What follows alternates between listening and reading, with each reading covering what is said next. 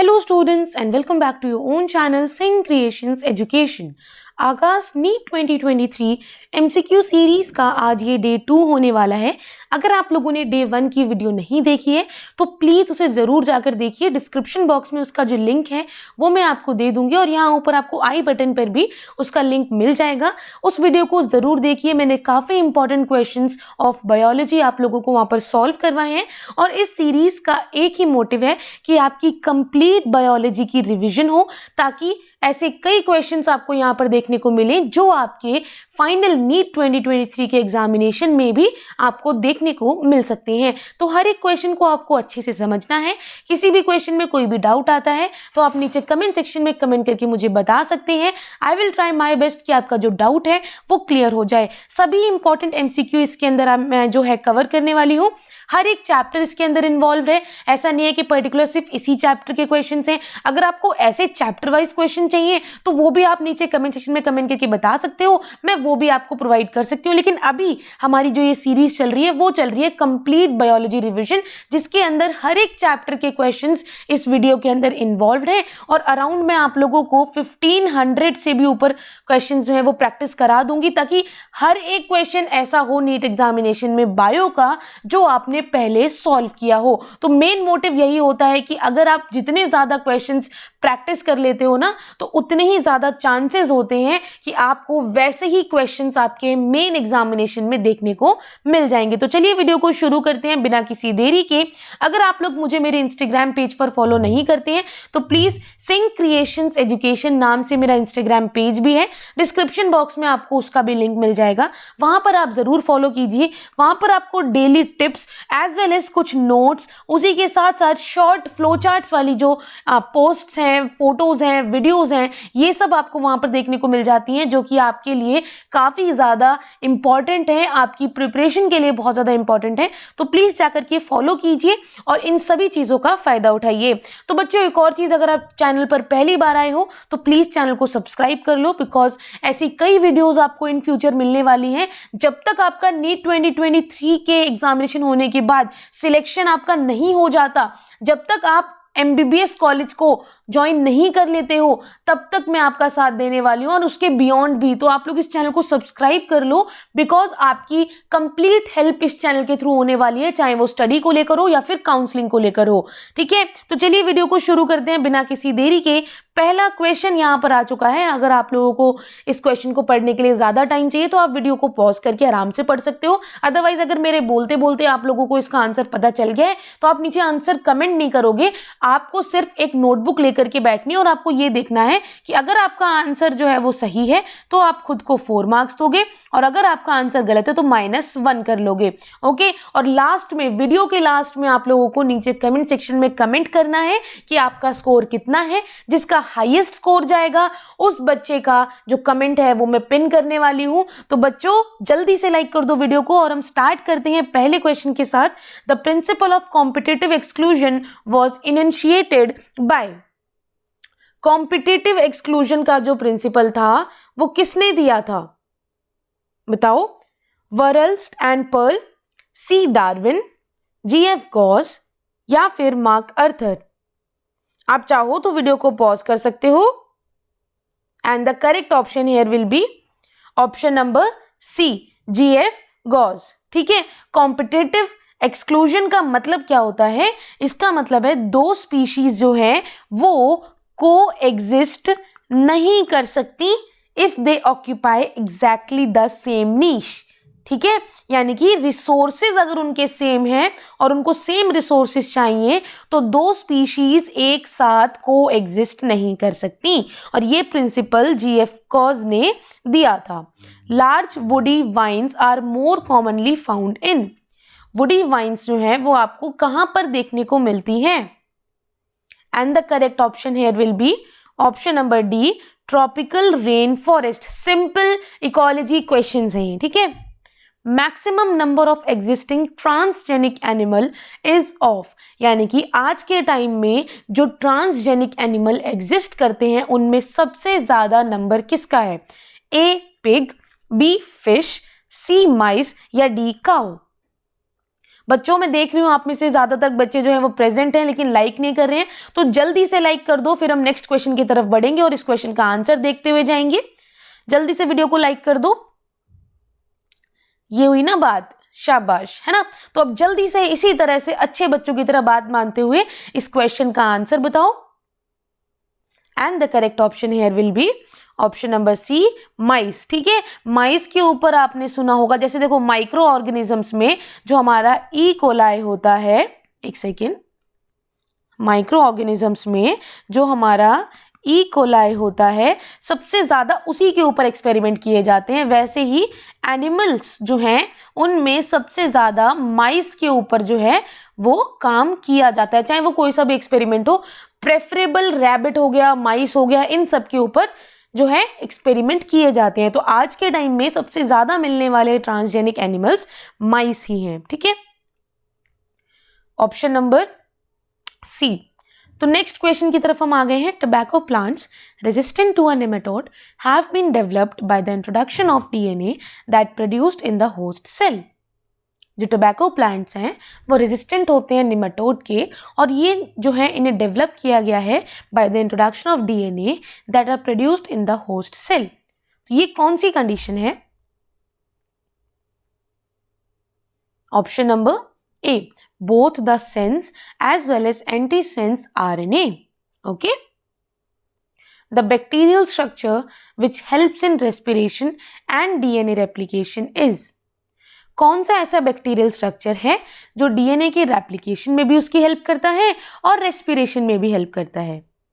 ए, glycocalyx, B, slime layer, सी, लोमासोम्स, या D, मीजोसोम्स। And the correct option here will be option number D, mesosomes. Okay, which of the following restriction enzyme produce blunt ends? कौन सा restriction enzyme है जो blunt ends को form करता है, बताओ। And the correct option here will be option number B, EcoRV। Blunt and का मतलब क्या होता है? जो एंड पार्ट होता है ना वो डल होगा एक तरीके से, ये मान लो इस तरीके से प्रेजेंट होगा। ठीक है, बराबर। और जो स्टिकी एंड होता है वो कुछ ऐसे प्रेजेंट होते हैं।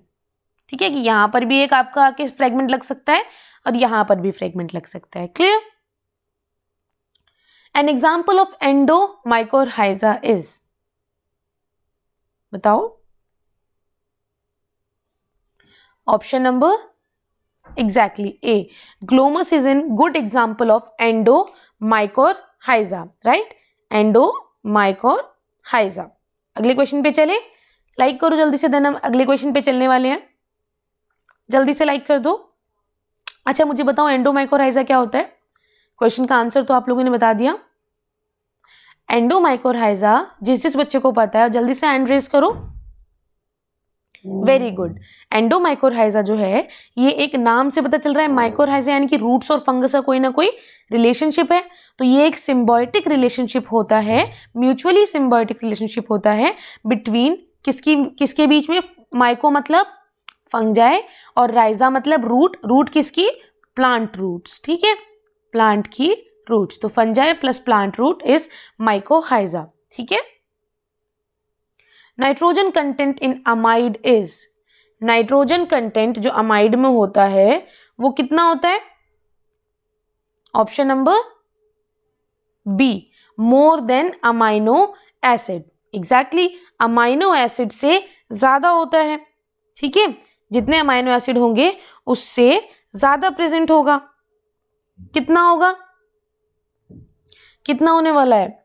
जो basically accepted amide nitrogen content जो होता है ना वो अराउंड 1% होता है।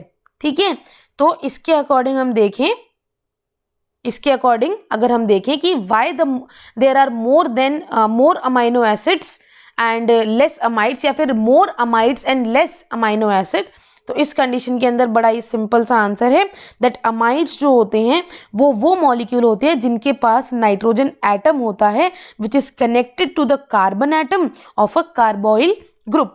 ठीक है, कार्बोनाइल ग्रुप जो होता है उसके साथ अटैच्ड होता है क्या होता है? Carbon atom. ठीक है, Himgiri developed by hybridization and selection for disease resistant against rust pathogen is a variety of.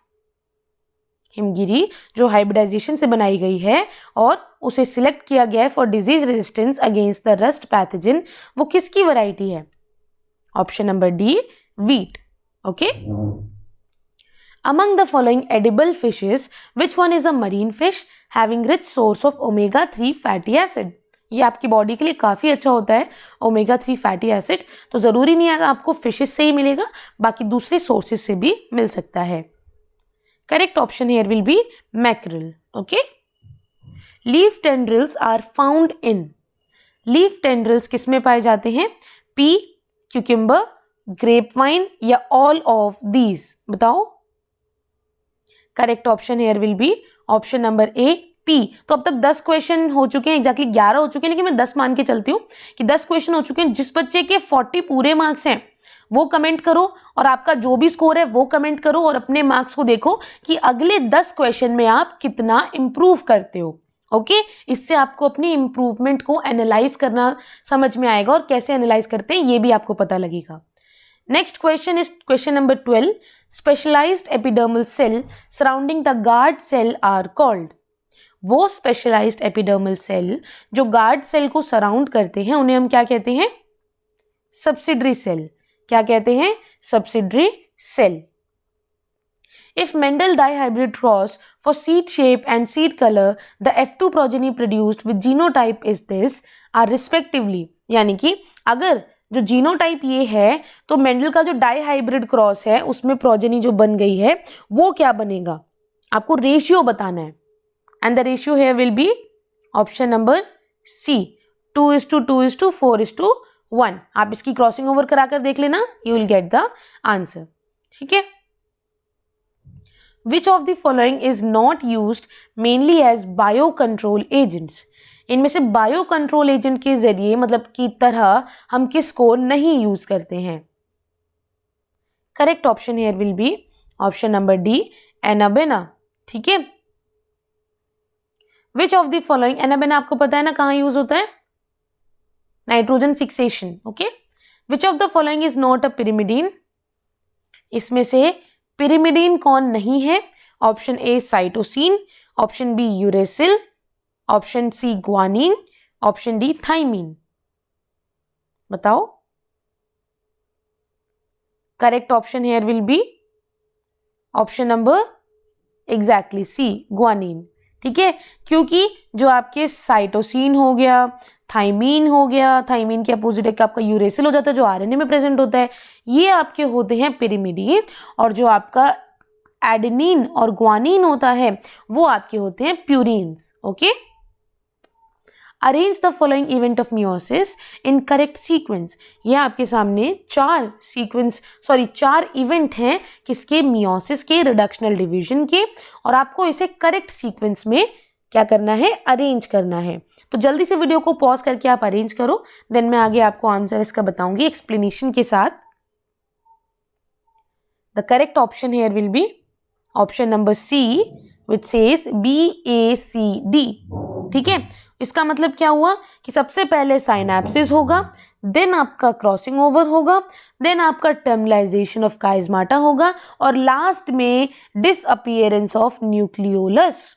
ठीक है, तो अगर आपको नहीं याद तो आप लिख लो, this is the correct sequence of meiosis events. Okay.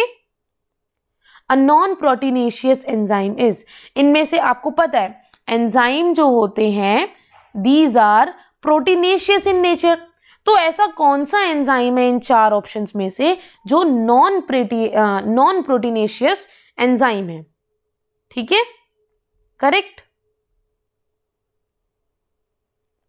Correct है, तो बताओ।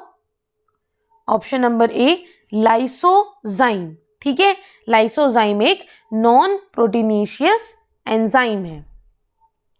Spindle fibre attach on to, spindle fibre किससे अटैच होते हैं? Kinetosome of the chromosome, telomere of the chromosome, kinetochore of the chromosome या सेंट्रोमियर ऑफ द क्रोमोसोम? बताओ। एक second, हाँ बताओ। जल्दी से बताओ। आई नो आप में से सभी को इसका आंसर पता है, तो बच्चों कॉन्फिडेंस के साथ अपना आंसर दो, और जितनी गलतियां यहां पर करोगे उतनी ही ज्यादा आपको चीजें सीखने को मिलेंगी और उतनी ही कम गलतियां आप अपने मेन एग्जामिनेशन में करोगे। Okay, option number D, centromere of the chromosome. Spindle fibre जो हैं वो अटैच हो जाते हैं to the centromere of the chromosome. Clear? During which phase of cell cycle the amount of DNA in a cell remain at 4C level, यानी कि 4 carbon के उस पे रहता है, if the initial amount is denoted as 2C। बताओ किस phase पे सेल साइकिल के डीएनए का जो अमाउंट है सेल में वो 4C लेवल पे आ जाएगा अगर उसका इनिशियल अमाउंट जो है वो 2C अमाउंट पे था। Option number C. ठीक है, किस पर आएगा? एक तो G2 फेज पे, एक M फेज पे, यानी कि जब आपका सिंथेसिस फेज निकल चुका है उसके बाद। The most abundant protein in animal world is. अच्छा, इस क्वेश्चन में मुझे बताओ डीएनए का रेप्लिकेशन किस में होता है, किस फेज में? जल्दी से बताओ। एग्जैक्टली करेक्ट आंसर है ना। डीएनए का जो रेप्लिकेशन है वो होता है, यानी कि सिंथेसिस जो है वो होता है सिर्फ और सिर्फ एस फेज में। ठीक है, the most abundant protein in animal world is. सबसे ज्यादा मिलने वाला प्रोटीन एनिमल वर्ल्ड में कौन सा है? Correct option here will be option number A, collagen. ठीक है, सबसे ज्यादा मिलने वाला प्रोटीन आपका कोलेजन है। Which part of the poppy plant is used to obtain the drug smack. Smack drug को ऑब्टेन करने के लिए कौन सा पार्ट यहां पर यूज होता है पॉपी प्लांट का? Correct option here will be latex. Okay. Which one of the following is not a property of cancerous cell? जब बहुत ज़्यादा प्रोलिफरेशन होता है हमारे नॉर्मल सेल्स का और अनकंट्रोल्ड डिवीजन होने लगता है तो वो सेल कन्वर्ट हो जाते हैं ट्यूमर सेल या फिर कैंसरस सेल में।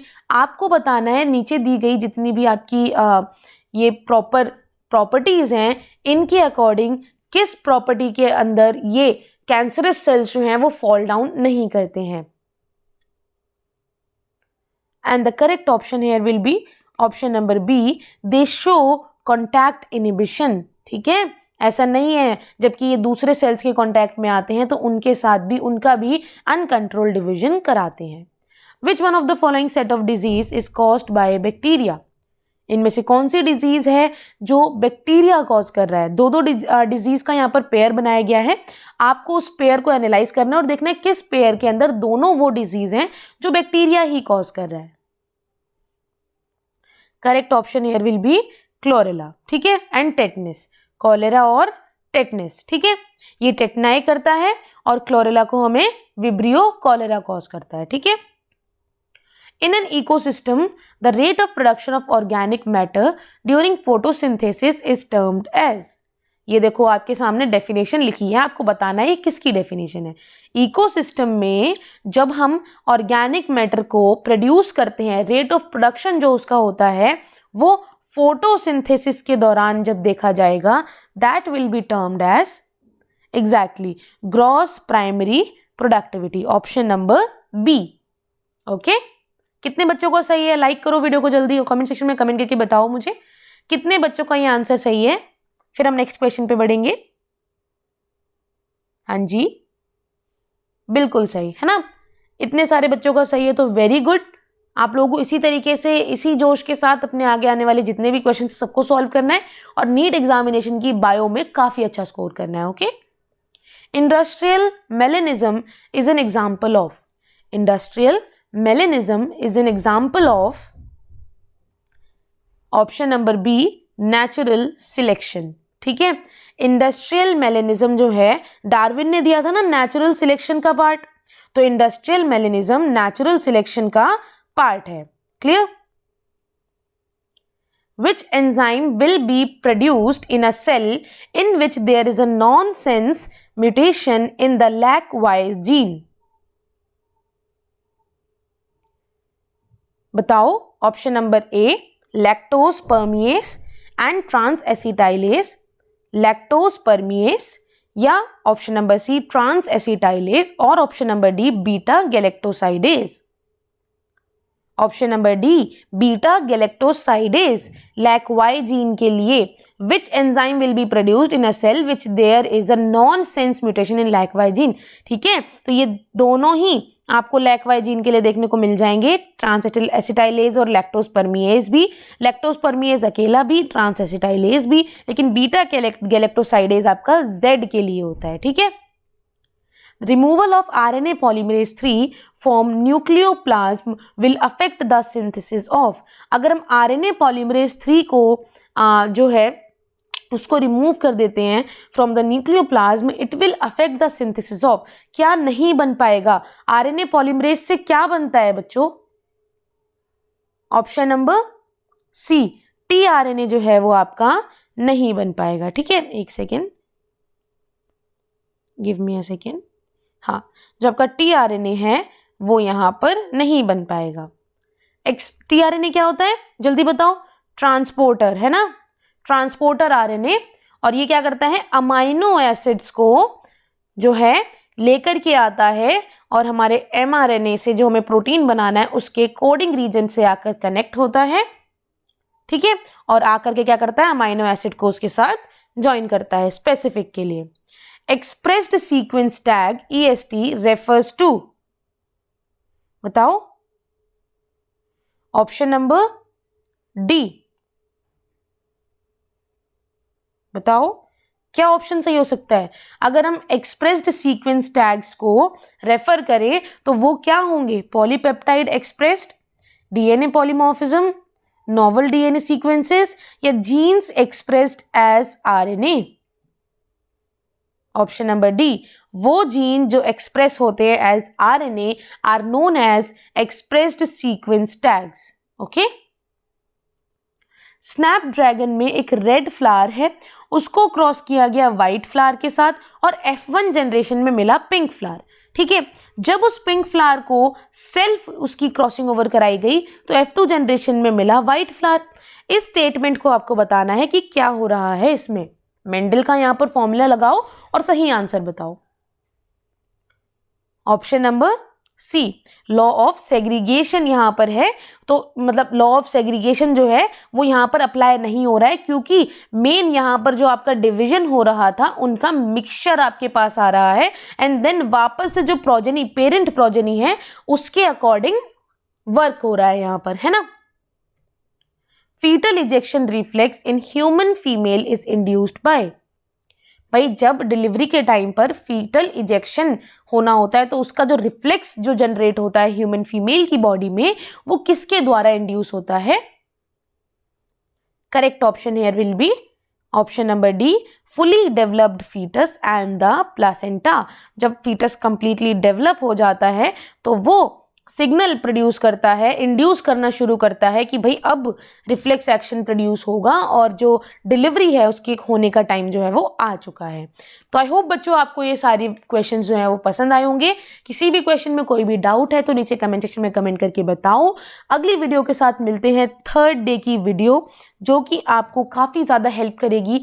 ये क्वेश्चंस भी आप लोग अपने माइंड में रखेंगे। किसी भी क्वेश्चन का कोई भी कंसेप्ट अगर आपको डिफिकल्ट लगा तो आप उसे, अगर मैंने समझा दिया है आपको तो आप उसे लिख लीजिए, नहीं समझ में आया है तो नीचे कमेंट सेक्शन में कमेंट करके आप पूछ लो।